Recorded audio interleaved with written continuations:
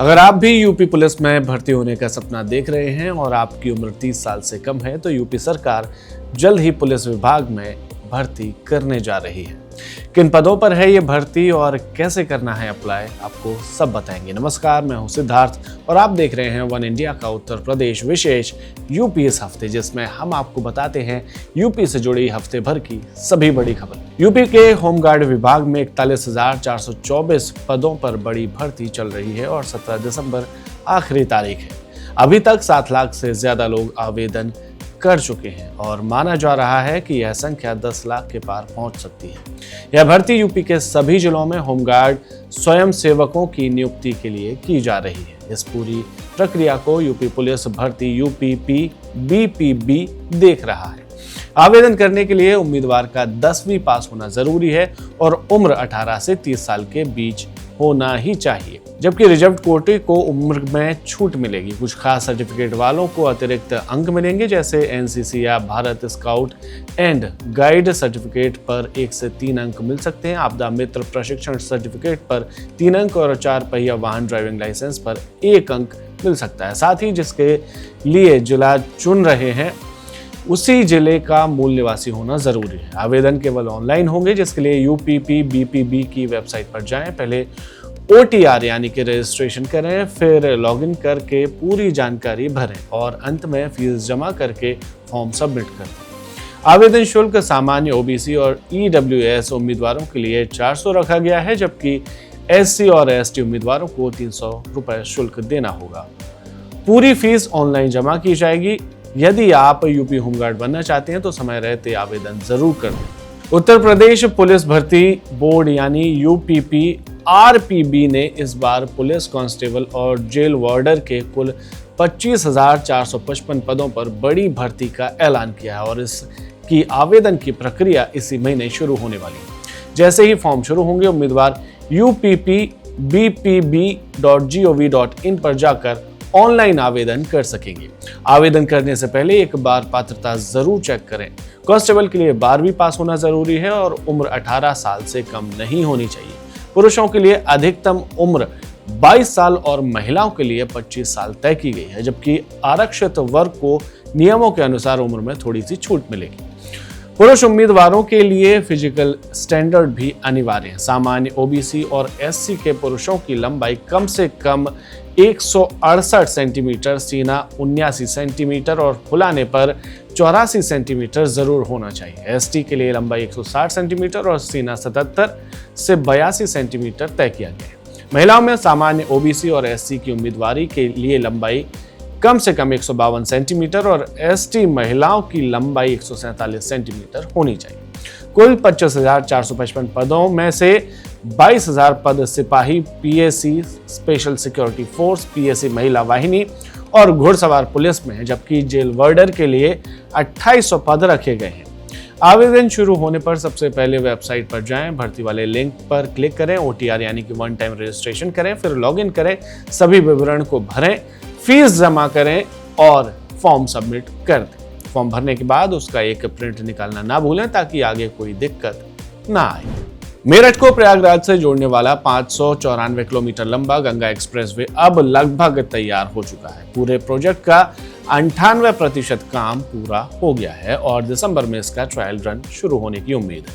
अगर सब कुछ ठीक रहा तो यह एक्सप्रेसवे जनवरी में जनता के लिए खोल दिया जाएगा। संभवतः 15 जनवरी के आसपास प्रधानमंत्री नरेंद्र मोदी इसका उद्घाटन कर सकते हैं, जिसके बाद मेरठ से प्रयागराज की यात्रा सिर्फ 6 घंटे में पूरी हो सकेगी। इस 6 लेन एक्सप्रेसवे पर गाड़ियां 120 किलोमीटर प्रति घंटे की स्पीड से चल सकेगी, जिससे यात्रा और भी आरामदायक होगी।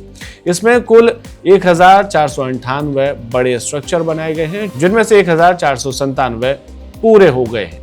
पहले हिस्से मेरठ बदायूं सेक्शन में 129 किलोमीटर लंबी सड़क पर बने 322 स्ट्रक्चर का काम भी पूरा हो चुका है।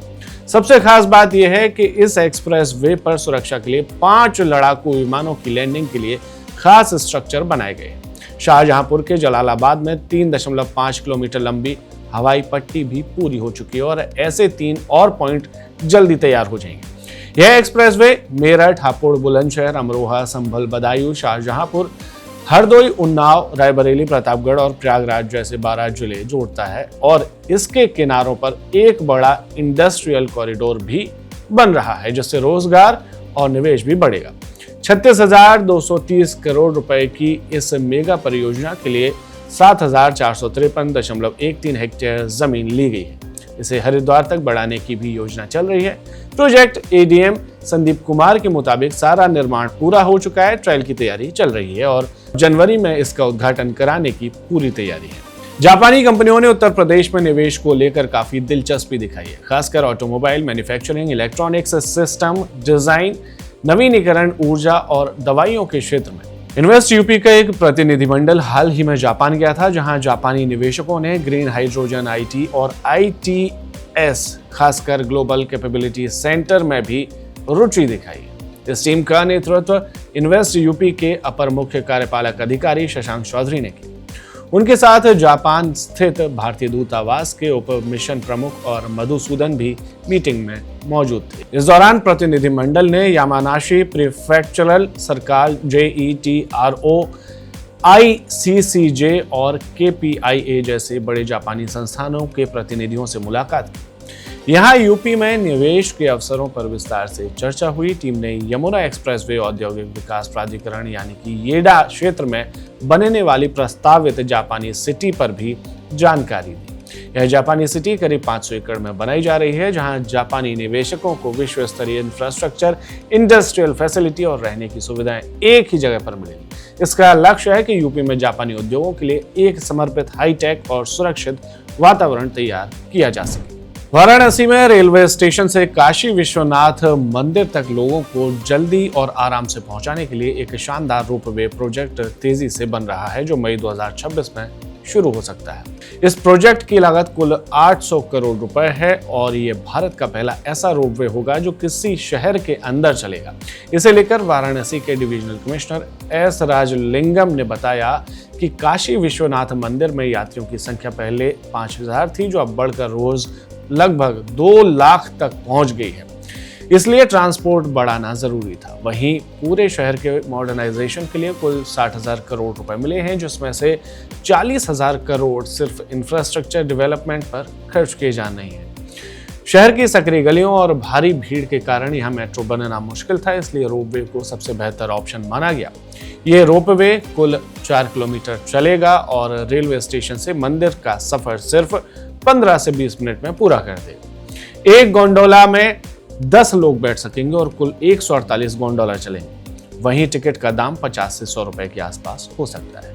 इस रोपवे पर शुरू होने के बाद रोज करीब 1 लाख लोग इसका इस्तेमाल कर पाएंगे। बताते चलें कि इस साल लगभग 7 करोड़ लोग वाराणसी आने की उम्मीद है, जबकि 2024 में 6.5 करोड़ लोग वाराणसी पहुंचे थे। इसके साथ ही शहर में नावों की संख्या 600 से बढ़ाकर 2000 कर दी गई है। गंगा किनारे 8 नई जेटी लग चुकी हैं और इलेक्ट्रिक बसें भी नए रूट्स पर चलाई जा रही हैं, ताकि ट्रांसपोर्ट और ज्यादा बेहतर हो सके।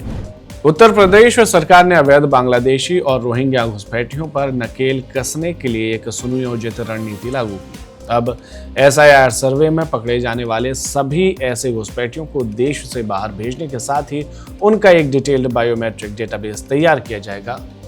इस पहल का उद्देश्य उनकी फर्जी दस्तावेजों के जरिए दोबारा भारत में प्रवेश को रोकना होगा। यह फैसला देश में अपनी तरह का पहला ऐसा कदम है, ताकि इन घुसपैठियों की दोबारा एंट्री ना हो सके।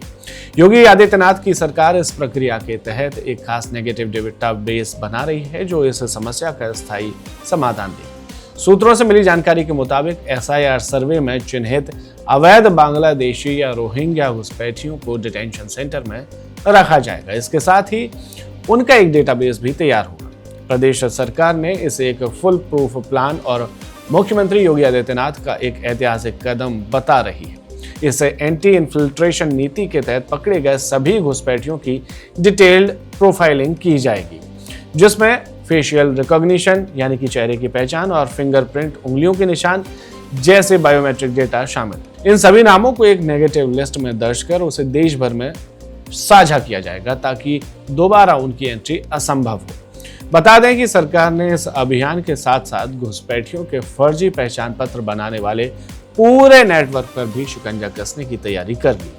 फर्जी दस्तावेजों की हाईटेक स्क्रीनिंग होगी और स्कैनिंग होगी और इस अवैध नेक्सस से जुड़े लोगों पर कड़ी कार्रवाई की जाएगी। यह नेगेटिव लिस्ट घुसपैठियों को आधार सहित कोई भी नई आईडी लेने से रोकेगी, जिसके बाद उत्तर प्रदेश का यह मॉडल पूरे देश भर में अवैध घुसपैठ विरोधी अभियानों के लिए एक नई मिसाल कायम करेगा। साथ ही यह पहल राष्ट्रीय सुरक्षा और आंतरिक व्यवस्था को मजबूती देने में एक शानदार कदम निभाएगी। सीएम योगी आदित्यनाथ ने गोरखपुर में बैठक कर भाजपा की बूथ टोलियों को मतदाता सूची के स्पेशल इंटेंसिव रिव्यू यानी कि एसआईआर अभियान में बड़ी जिम्मेदारी निभाने को कहा है। उन्होंने टोलियों को निर्देश दिए कि वे घर घर जाकर एसआईआर की पूरी प्रक्रिया करें ताकि कोई भी पात्र मतदाता छूट ना सके और कोई भी फर्जी नाम सूची में शामिल ना हो।